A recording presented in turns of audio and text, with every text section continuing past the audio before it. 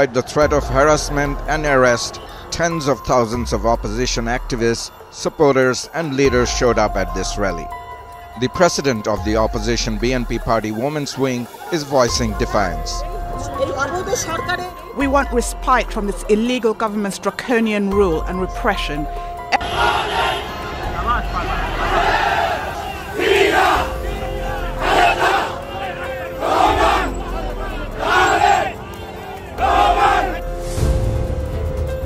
দ্বাদশ জাতীয় সংসদ নির্বাচনে অংশ না নেওয়া দলগুলোর মধ্যে মাঠের রাজনীতিতে অন্যতম সক্রিয় বিএনপি জামায়াত। গেল 28 অক্টোবর বিএনপির মহাসমাবেশ পণ্ড হওয়ার পর থেকে তাল মিলিয়ে একই কর্মসূচি দিয়ে আসছে জামায়াত।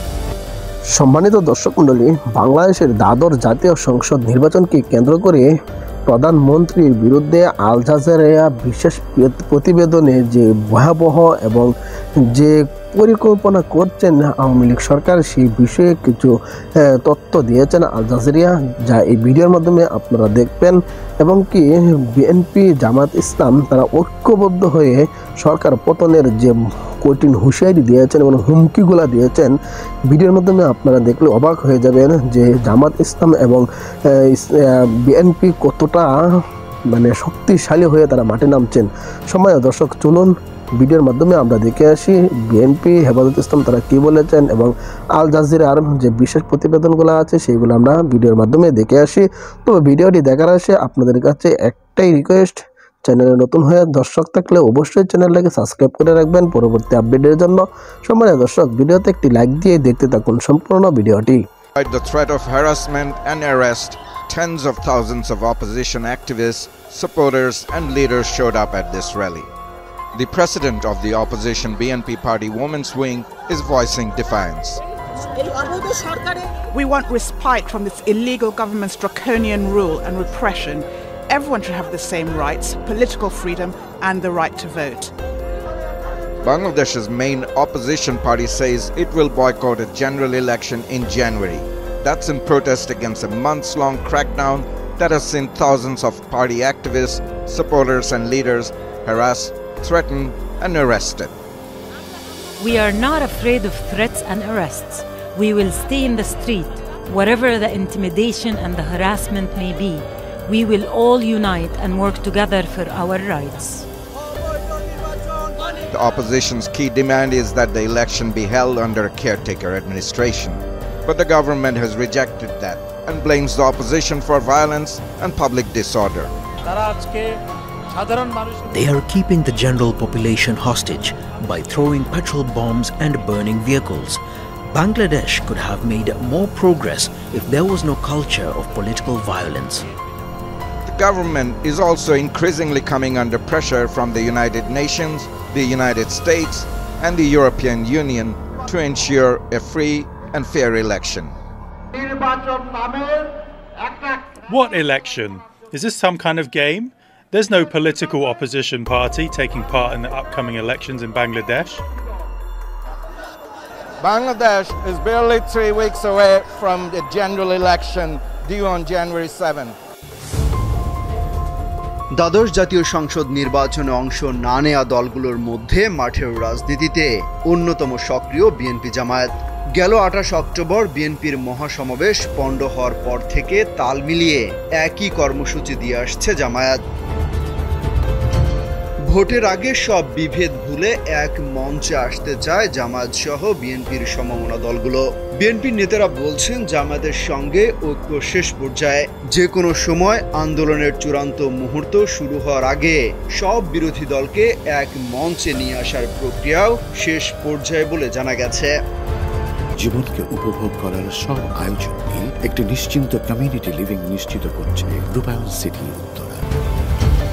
নাম না প্রকাশ করার শর্তে বিএনপির শীর্ষ নেতারা বলছেন বেশ কিছু বিষয় নিয়ে কাজ চলছে, সেটা শেষ হলেই ঘোষণা করা হবে সর্বদলীয় সংগ্রাম পরিষদ কিংবা ফ্যাসিবাদ বিরোধী গণতান্ত্রিক মঞ্চ নামের নতুন কার্যক্রম।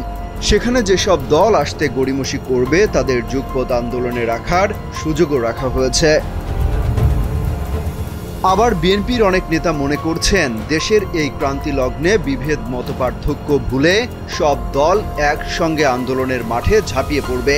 এই প্রক্রিয়া বাস্তবায়ন করতে এরই মধ্যে সমমনা অন্যান্য দল ও জোটের সঙ্গেও আলোচনা শেষ হয়েছে।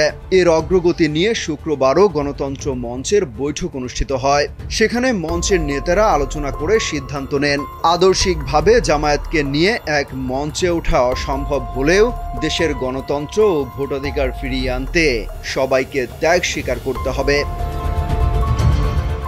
এমনকি এক মঞ্চে না গেলেও একই দাবিতে 1996 সালে তত্ত্বাবধায়ক সরকারের ইস্যুতে জামায়াতের সঙ্গে আওয়ামী লীগের পৃথক মঞ্চ থেকে যেভাবে আন্দোলন করেছে সেভাবেও হতে পারে বলেও প্রস্তাব করা হচ্ছে।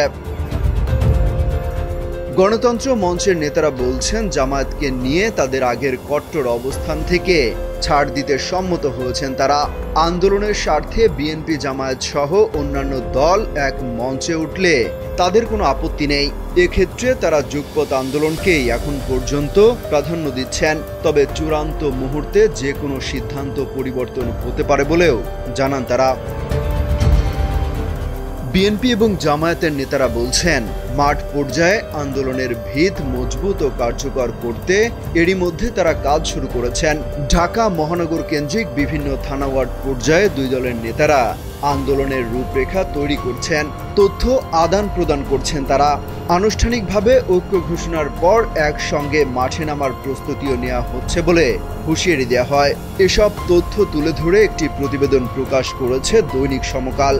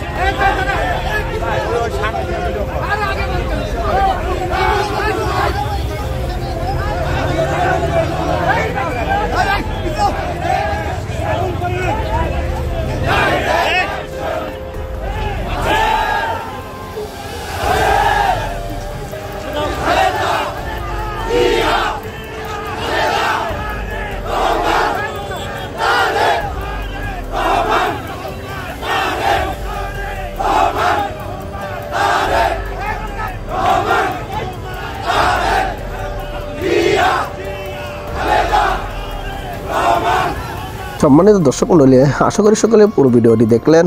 এই ভিডিও সম্বন্ধে অবশ্যই আপনাদের মূল্যবান মতামত কমেন্টে জানাবেন। সম্মানিত দর্শক, বাংলাদেশের দ্বাদশ জাতীয় সংসদ নির্বাচনকে কেন্দ্র করে যে অবস্থা এবং ভয়াবহ পরিস্থিতি সৃষ্টি হচ্ছে বাংলাদেশে, কিন্তু রাজনীতির মাঠ কিন্তু উত্তাপ সৃষ্টি করেছেন বিএনপি নেতাকর্মীরা এবং জামায়াতে ইসলাম, হেফাজতে ইসলাম, ইসলামী আন্দোলন সহ সকল বিরোধী দলগুলো রাজনীতির মাঠকে গরম করে দিয়েছেন। সম্মানিত দর্শক, বাংলাদেশের নির্বাচন কতটুকু সুষ্ঠু হতে পারে এবং 7 তারিখে কি নির্বাচন হবে কিনা, এই বিষয়গুলোও কিন্তু এখন সন্দেহের মুখে আছে। সম্মানিত দর্শক, এই বিষয়গুলো নিয়ে অবশ্যই আপনাদের মূল্যবান মতামত কমেন্টে জানাবেন। এরকম নতুন নতুন নিউজ আপডেট সবার আগে পেতে অবশ্যই চ্যানেলটাকে সাবস্ক্রাইব করে রাখবেন। আজকের মতো ভিডিওটা এখানে শেষ করলাম। দেখা হবে পরবর্তী ভিডিওতে। সেই পর্যন্ত ভালো থাকবেন, সুস্থ থাকবেন, এই কামনা করে বিদায় নিলাম। আসসালামু আলাইকুম ওয়া রাহমাতুল্লাহ।